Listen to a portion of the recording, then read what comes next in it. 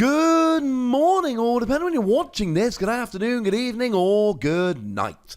My name's Ross, and as always told, out of Voice of Radio. So today, it's time we finish the sleep trio, so to speak. We've already had a little bit of a look at Slumber Forest, and we've already had a little bit of a look at Amoonguss. So now it's time to have a little bit of a look at Breloom. I know, right? Not one of my favourite Pokemon, and as the lovely David Hockman, who does provide our translation incidentally, has pointed out, there's a weirdly large amount of mushroom Pokemon. Evidently, someone out there likes mushrooms. Do we like this mushroom, though? Well, if we start off having a look at the basics, 120 HP on a stage 1 is fine, but there's a whole bunch of Pokemon out there that hit 120 like Umbreon or Buzzwole. One of them sees a little bit more play than the other. So, fair to say that 130 would be a lot better. Retreat cost of 2 sucks. Weakness to Psychic. Weakness to Psychic is a bit of a weird one. It's not great, but it's not terrible. But then again, Mewtwo and Mew is going to be coming out, which looks like it'll be the best deck in the format. But then again, you got 120 HP. They're a big bad tag team GX. You probably shouldn't worry too much about them. They'll be getting you anyway. But you're a fighting Pokemon, which means you can use Diancie Prism Star to do a little bit of extra damage. It means, well, I'm going to be honest, it doesn't mean a huge amount more than that. Now, you do hit weakness on Pikachu and Zekrom, which is awesome. But the other things I was going to mention were Black Belt, which reduces your cost by 1 fighting energy if you're behind on prizes, and Martial Arts Dojo, which lets you do an extra 40 damage if you've got a basic fighting energy attached and you're behind on prizes. 10 if you're not behind on prizes. But one of the things that should jump out about this is that it is a fighting Pokemon that attacks for grass energy. So you're not using any of those tricks. The tricks that let you take advantage of basic fighting energy, they're not here. It's kind of like the Stunfisk, which we're going to be getting in the same set, which weirdly enough is a lightning Pokemon that does use fighting energy, so now does get access to those tricks. I know, a little bit of a weird one. So Breloom then, what does it actually do? Well, the first attack for 1 grass energy, Spore. Your opponent's active Pokemon is now asleep. Now look, it's a stage 1. It does no damage. It just puts them to sleep. Now, to be fair, that Slumber Forest Stadium I told you about earlier says that asleep Pokemon have to flip 2 coins between turns. I suppose you flip on their behalf. And unless both of them are heads, they stay asleep. Which is cool and all. And it means there's a 75% chance they're going to stay asleep every turn. But it's a stage 1 that doesn't do any damage and just puts them to sleep. Now, it is automatic sleep, not on a coin flip, but one more time for those at the back. It's a stage 1 that just puts you to sleep. No. Not in favour of this, ladies and gentlemen. Not in favour of this. I don't think it's terribly good. What is good, however, is that Amoonguss I told you about yesterday. Well, that Amoonguss, the ability does automatic sleep and automatic poison to the active when you play a Pokemon with the Spore attack. So if you evolve your Shroomish into Breloom, before you've done anything, automatic sleep, automatic poison with an Amoonguss. Now, there's an argument here that Amoonguss can just use Fungus. You bench Fungus, you get the ability because they've also got the Spore attack. And this is taking up an extra bench space. You see, Fungus you can have there for the ability, although you only really ever need one of them. And then you bench a new Fungus, the ability goes off. Whereas Breloom, okay, you evolve up into it, the ability goes off, that's adorable.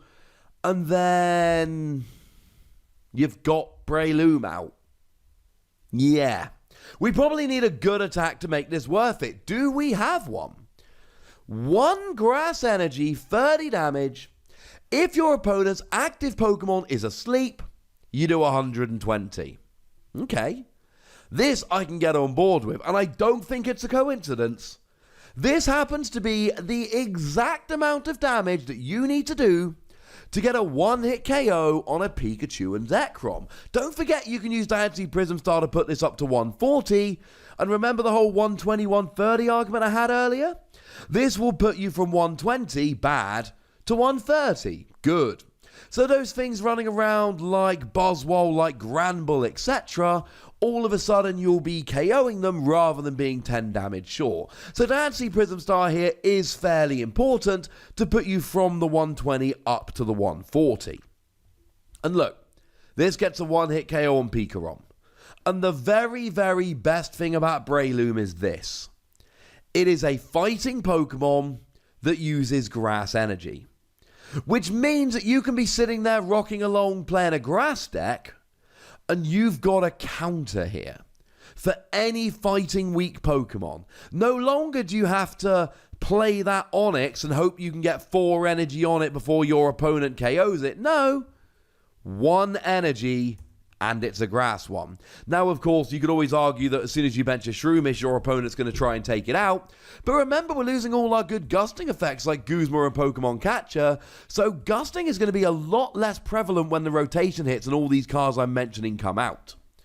This is why we play the card. We put it in a grass deck as a counter for anything that's weak to fighting. Now, the good news is that's Pikachu and Zekrom. The bad news is Pikachu and Zekrom has been supplanted as Best Tag Team GX by Reshiram and Charizard. And by the time this comes out in Unified Minds, there's a great chance that this will be supplanted, Reshiram and Charizard, by Mewtwo and Mew. So there is an argument of how relevant it's going to be. We're going to lose Zoroark by the time this comes out. So in a format where Zoroark and Pikachu and Zekrom are running rampant, in fact, the format we had right before Broken Bonds came out, then you could look at this and go, it's an amazing counter, we love it. But in a format where that's not the case, I do feel a little bit like, okay. It's still amazing for any grass deck that wants to hit a fighting weakness. I just worry there might not be any of those.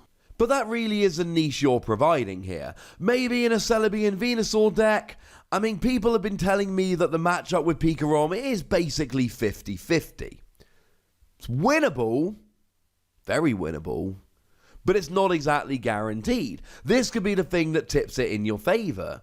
Or even just using it as a non-GX attacker.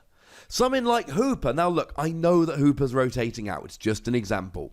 But something like Hooper, right? You whack a Hooper up in front of a Celebi and Venusaur, and then you're just like, boom.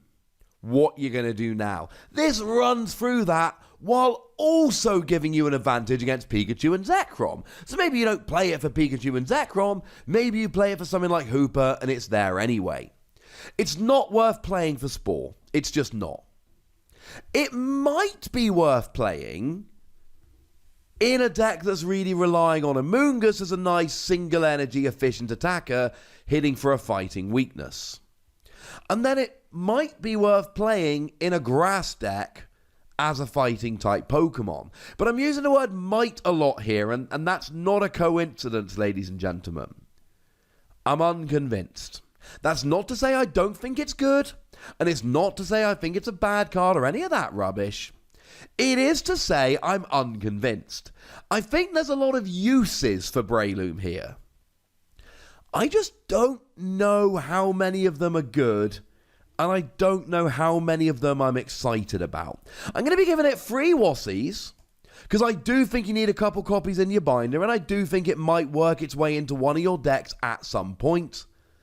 But I don't want to sit here and say it's a good card, because honestly, even when I'm sitting here looking at an Amoonguss deck, which really does seem to be the deck that's tailor-made for this, it activates your ability, it hits a different weakness, yada yada yada, I still don't know if I want to play this.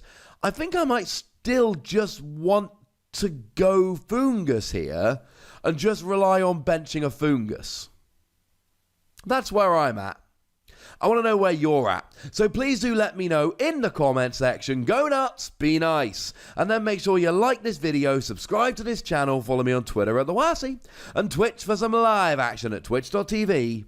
patreon.com/PTCGRadio. If you want to support the channel, get some bonus podcasts and all that, head on over to patreon.com/PTCGRadio, where you can do exactly that. And please do make sure you're checking out youtube.com/WassiePlays, where we talk about games that don't have Pokemon in. But by far the most important thing, as always, look after yourselves till next time. Thank you very much for watching. My name's Ross, and you've been watching PTCG Radio.